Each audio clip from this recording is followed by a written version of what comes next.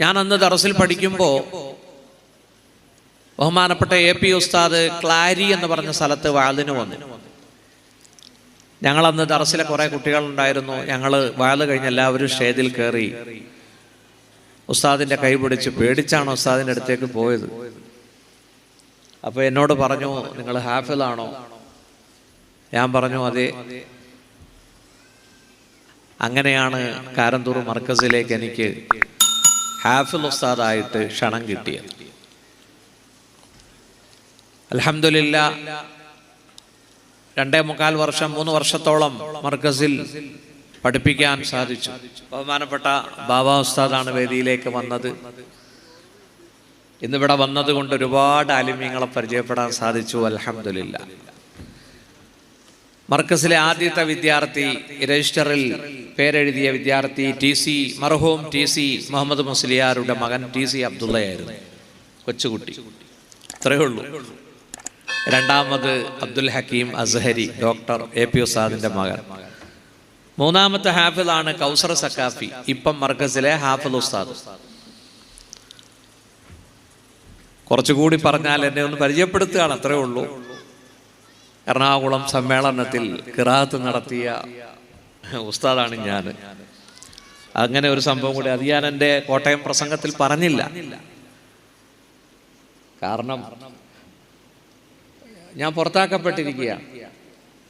അത് മറ്റൊന്നും കൊണ്ടുമല്ല, അത് നിങ്ങൾക്കൊക്കെ അറിയാം. ഞാൻ ബഹുമാനപ്പെട്ട സമസ്തയെ ഞാൻ ബഹുമാനിക്കുന്നു. സയ്യിദുൽ ഉലമാ ജിഫ്രി മുത്തുകായ തങ്ങൾ ക്ഷണിച്ചിട്ടാണ് ഞാൻ സമസ്തയിൽ വന്നത്. അന്ന് തങ്ങൾ 10 കൊല്ലം മുമ്പ് ഖജാൻജിയായിരുന്നു സമസ്തയുടെ. എൻ്റെ ഒരു CD കൊണ്ടോട്ടിയിൽ വെച്ച് തങ്ങളാണ് പ്രകാശനം ചെയ്തത്. നാളെ ഫ്രീ ആണെങ്കിൽ വീട്ടിൽ വരിയെന്ന് പറഞ്ഞു തങ്ങൾ ക്ഷണിച്ചു. ഞാൻ പോയപ്പോൾ തങ്ങൾ പറമ്പിൽ കൈക്കോട്ടെടുത്ത് പണിതുകൊണ്ടിരിക്കുക, ഒരു ബനിയനും ഇട്ട്. ബഹുമാനപ്പെട്ട തങ്ങൾ ഇതുപോലെ കാശുനട്ടും ഈത്തപ്പഴമൊക്കെ തന്നു. ഞാൻ തങ്ങൾക്കൊരു ഹദിയ കൊടുത്തിട്ട് മേടിച്ചില്ല. നിങ്ങൾക്കാണ് ഹദിയ തരേണ്ടത് എന്ന് പറഞ്ഞു. അങ്ങനെ തങ്ങൾ ക്ഷണിച്ചു. അങ്ങനെയാണ് ഞാനും കുമ്മനം ഉസ്താദും സിറാജുദ്ദീൻ ഉസ്താദും കബീർ ബാക്കവിയും നൗഷാദ് ബാക്കവിയൊക്കെ സമസ്തയിലേക്ക് വന്നത്. തെക്കൻ കേരളത്തിലൊക്കെ അങ്ങനെ സമസ്തയുടെ കമ്മിറ്റി ഫോം ചെയ്തത്. ഞങ്ങൾ ട്രെയിനിൽ വെച്ച് ഇസുദ്ദീൻ കാമിലി സക്കാഫിയും മുഹമ്മദ് കുഞ്ഞ് സക്കാഫിയൊക്കെ ഈ സംഭവം എന്നോട് ചോദിച്ച് മനസ്സിലാക്കി. ഞാൻ എല്ലാ സംഭവങ്ങളും പറഞ്ഞു കൊടുത്തു. അൽഹംദുലില്ലാഹ്, ഇന്ന് വലിയ സന്തോഷം തോന്നുന്നു. എന്നെ ബഹുമാനപ്പെട്ട മുഹമ്മദ് നവാസ് അഹ്സനി ഉസ്താദിന്റെ മഹലിലെ ഇമാമാണ് ഞാനിപ്പോൾ. കൊല്ലം പള്ളിമുക്ക് കൊല്ലൂർ വിള. ഒരു സഫിൽ 120 പേരാ.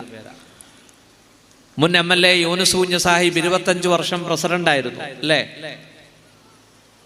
120 പേര് നിൽക്കുന്ന ഒരു സഫ്, അങ്ങനത്തെ 15 സഫ്, അങ്ങനെയുള്ള 15 സഫും 2ാം നിലയിലും.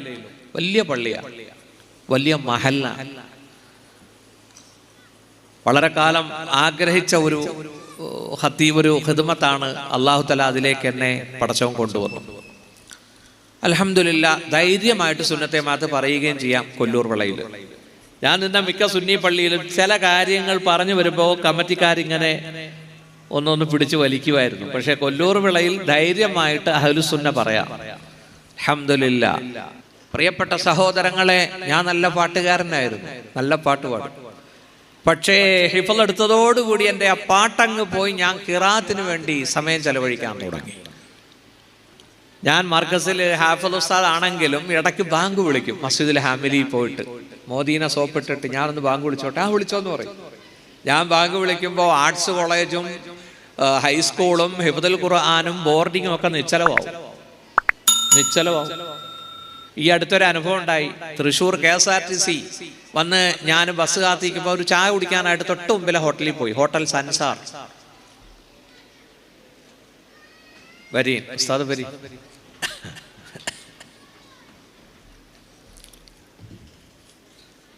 ഹംസ ഉസ്താദല്ലേ? കുറച്ചും കൂടെ ഇരിക്കാവോ? ഇൻഷാ അല്ലാഹ്. ഉസ്താദ് ഇരുന്നാൽ എനിക്കൊരു സന്തോഷമാണ്. വരി. ഞാൻ ഇതും കൂടെ പറഞ്ഞിട്ട് വിഷയത്തിലേക്ക് വരാേ. ഹോട്ടൽ സൻസാർ. ഞാൻ ചായക്ക് ബുക്ക് ചെയ്തു. എന്തോ ചെറിയ കടിയും കഴിച്ചു. ബില്ലും ആയിട്ട് വന്നപ്പോ ക്യാഷ്യറായിട്ടിരിക്കുന്ന പയ്യൻ ആരാന്നറിയോ? ഞാൻ മർക്കസിൽ ഹിഫ്ള് പഠിപ്പിക്കുമ്പോൾ ആ കുട്ടി ബോർഡിംഗ് സ്കൂളിൽ പഠിച്ചുകൊണ്ടിരിക്കുക. ഞാൻ കൊടുത്ത ബില്ല് സ്വീകരിച്ചില്ല, പൈസയും സ്വീകരിച്ചില്ല. ആ കുട്ടി എന്നെ തിരിച്ചറിഞ്ഞു. കണ്ടോ, മർക്കസിൽ പണ്ട് ജോലി ചെയ്തതിന്റെ ഗുണം. ചായക്ക് ബില്ല് മേടിക്കാതെ, പൈസ മേടിക്കാതെ ആ കുട്ടി തിരിച്ചറിഞ്ഞു. ബഹുമാനപ്പെട്ട സഹോദരങ്ങളെ, എൻ്റെ പ്രിയപ്പെട്ട യുവാക്കളോട് എനിക്ക് പറയാനുള്ളത്, നമ്മുടെ ശരീരത്തെ ഒന്ന് പഠിച്ചു നോക്ക്. ഓടുന്നു ഗോഡ, ഇടബലം 2, ഓരോരോ സാഅത്തിൽ മാറ്റങ്ങളുണ്ട്. എന്താ അതിന്റെ അർത്ഥം? നമ്മുടെ നാസാരന്ധ്രങ്ങൾ 1 മണിക്കൂർ അടഞ്ഞിരിക്കും, 1 മണിക്കൂർ തുറന്നിരിക്കും. ആ സമയത്ത് ശക്തമായി നമ്മൾ ഉച്ഛ്വാസം എടുക്കും. ഈ പ്രക്രിയ മാറിക്കൊണ്ടേയിരിക്കുകയാണ് ഓരോ മണിക്കൂറിൽ. ആരാ ഇത് പറഞ്ഞത്? ശുജാഇ മൊയ്തു മുസ്ലിയാർ. എന്താ മനുഷ്യന്റെ അവസ്ഥ? പൊട്ടാ നീ മുൻ തുള്ളി പിൻ ചോരക്കട്ട. നീ ആരായിരുന്നു ആദ്യം? മിൻ നുത്ഫത്തിൻ അംശാജ്. ഒരു സിക്താണ്ഡത്തിൽ നിന്നാണ് നിന്നെ പടച്ചത്. പുരുഷന്റെ ബീജവും സ്ത്രീയുടെ അണ്ഡവും ഒരുമിച്ച് കൂടി സ്ത്രീയുടെ യൂട്രസിന്റെ വലതും ഇടതുഭാഗത്ത് 2 ട്യൂബുകളുണ്ട്, ഫെലോപ്പിയൻ ട്യൂബ്.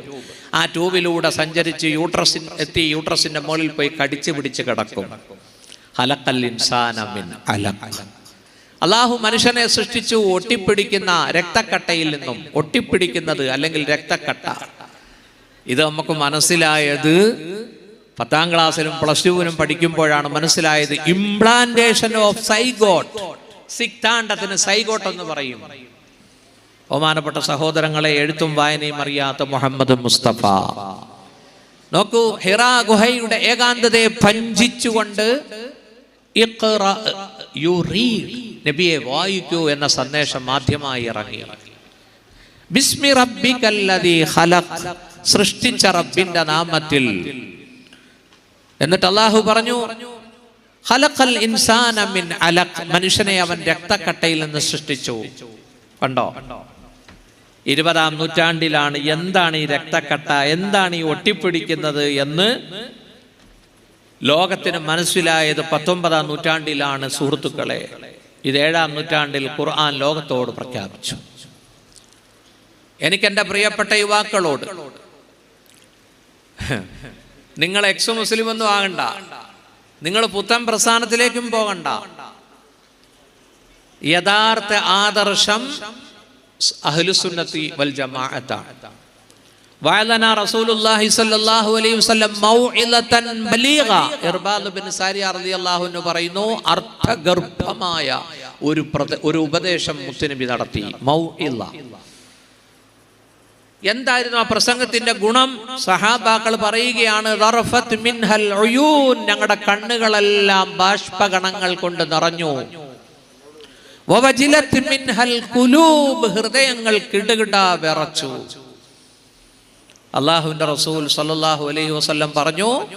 അപ്പോൾ കുൽനാ, സഹാബത്ത് പറഞ്ഞു, കഅന്നഹാ മൗഇലതു മുവദ്ദിഇ യാ റസൂലല്ലാഹ്, ഇതൊരു വിടവാങ്ങൽ പ്രസംഗം പോലെ ഉണ്ടല്ലോ.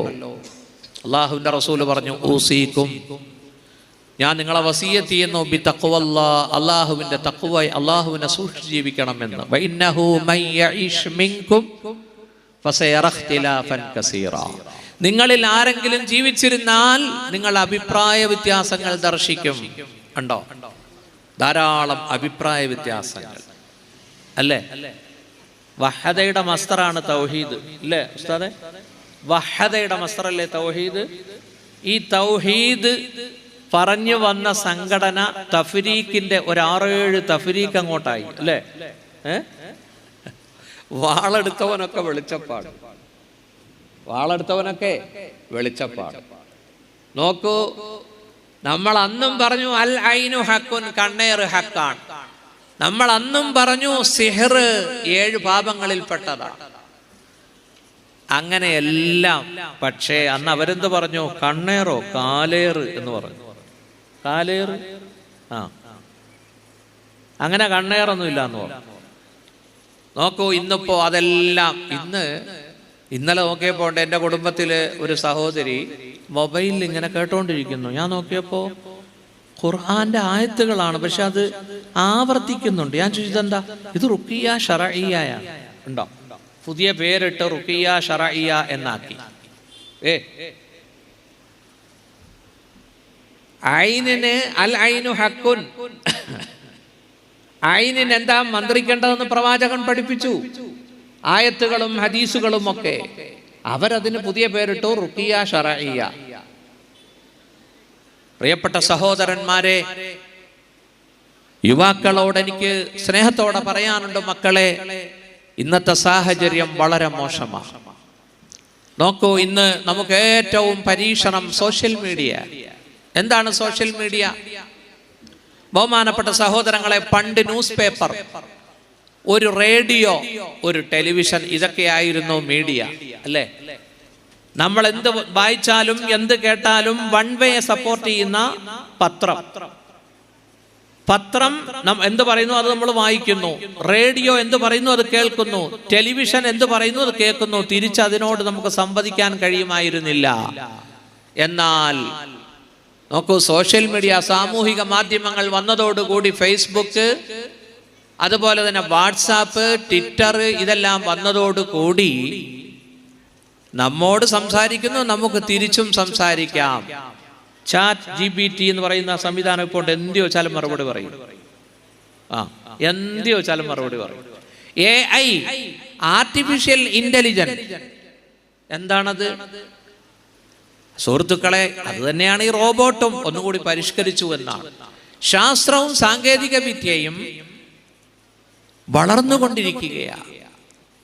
ഇന്ന് കോളേജിൽ പോയി പഠിച്ച് ഡിഗ്രി എടുത്ത യുവാക്കൾ ധരിക്കുന്നത് ഇതാണ് ദൈവം എന്നാ. എന്നാൽ ഇതൊക്കെ ഉണ്ടാക്കിയതാരാ? മനുഷ്യന്റെ ബ്രെയിനല്ലേ, മസ്തിഷ്കമല്ലേ ഉസ്താദേ, അല്ലേ? എന്താ അള്ളാഹു തന്നിരിക്കുന്ന ഈ മസ്തിഷ്കം, തലയോട്ടിക്കകത്ത്? ബഹുമാനപ്പെട്ട സഹോദരങ്ങളെ, സെറിബ്രവും സെറിബെല്ലവും, നമ്മുടെ സുഷുപ്ന, അത് അള്ളാഹു ഇത്ര ഭദ്രമായിട്ടാണ് കൊണ്ടുപോകുന്നത്. നോക്കൂ, നട്ടല്ലിനകത്തുകൂടി കൊണ്ടുപോയി തലച്ചോറുമായി ബന്ധിപ്പിക്കുകയാണ്. സുഷുമ്ന, ഇതൊക്കെ നമ്മൾ പഠിക്കണം. ഇതൊക്കെ അള്ളാഹു തന്ന അനുഗ്രഹങ്ങളാണ്. അലം നജ്അൽ ലഹു ഐനൈൻ, മനുഷ്യന് നാം രണ്ട് കണ്ണുകൾ തന്നില്ലേ? വലിസാനൻ വശഫതൈൻ, ഒരു നാവും തന്നില്ലേ? രണ്ട് ചുണ്ടുകളും തന്നില്ലേ? വഹദൈനാഹുൻ നജ്ദൈൻ, മനുഷ്യന് നാം ധർമ്മത്തിന്റെയും അധർമ്മത്തിന്റെയും പാത വ്യക്തമാക്കി കൊടുക്കുകയും ചെയ്തില്ലേ? കണ്ണ്, അല്ലാഹ് കണ്ണിന്റെ നിഅമത്തെന്താ? കരളിന്റെ നിഅമത്തെന്താ? കിഡ്നി, അല്ലേ? ഇന്ന് കിഡ്നിക്ക് മാർക്കറ്റിൽ ചുരുങ്ങിയത് 30 ലക്ഷം രൂപ വിലയുണ്ട്. ഓപ്പറേഷന് വേറെ, അതിനു മുമ്പുള്ള ചികിത്സ വേറെ, അത് ഡൊണേറ്റ് ചെയ്യാൻ ആള് വരും, അവർക്ക് വേറെ കൊടുക്കണം. അള്ളാഹു തന്ന 2 കിഡ്നി, ഒരെണ്ണം മതി, ഒന്ന് സ്റ്റെപ്പിനിയാ. എന്താ നമ്മൾ മനസ്സിലാക്കാത്തത്? അള്ളാഹു തആല പടച്ചോൻ നമ്മളെല്ലാം അനുഗ്രഹിക്കുമാറാവട്ടെ. നോക്കൂ, ഫേസ്ബുക്കിൽ 271 കോടി ജനങ്ങൾ അതിൽ ചേർന്ന് കഴിഞ്ഞു, അക്കൗണ്ട് തുറന്നു കഴിഞ്ഞു. 271 കോടി. വാട്സാപ്പിൽ 242 കോടി ജനങ്ങൾ ചേർന്ന് കഴിഞ്ഞു. മൊത്തം ഇന്ന് ലോകത്ത് 840 കോടി ജനങ്ങളുണ്ട്. 700 കോടിയൊക്കെ പോയി കേട്ടോ. ബഹുമാനപ്പെട്ട സഹോദരന്മാരെ, ഇന്ന് ഞാനും നിങ്ങളും ഈ മൊബൈലിനകത്താണ്. അതില്ലാതെ നമുക്ക് പറ്റൂല, അല്ലേ ഉസ്താദേ? കുറ്റം പറയല്ല കേട്ടോ, ജീവിതത്തിന്റെ ഭാഗമായി മാറിപ്പോയി. നോക്കൂ, അതിന് ഗുണങ്ങളുമുണ്ട്, ദോഷങ്ങളുമുണ്ട്. യുവാക്കളെ, സോഷ്യൽ മീഡിയ കൊണ്ട് ഗുണങ്ങളുണ്ട്. എന്താ? കണക്ടിവിറ്റി. ലോകത്തിന്റെ ഏത് മുക്കിലും മൂലയിലുമുള്ള മനുഷ്യനുമായി സംസാരിക്കാം, നമുക്ക് ബാക്കി കാര്യങ്ങളൊക്കെ ചെയ്യാം. കണക്ടിവിറ്റി, അത് സോഷ്യൽ മീഡിയ കൊണ്ട് സാധിക്കും. അതുപോലെ തന്നെ എഡ്യൂക്കേഷൻ.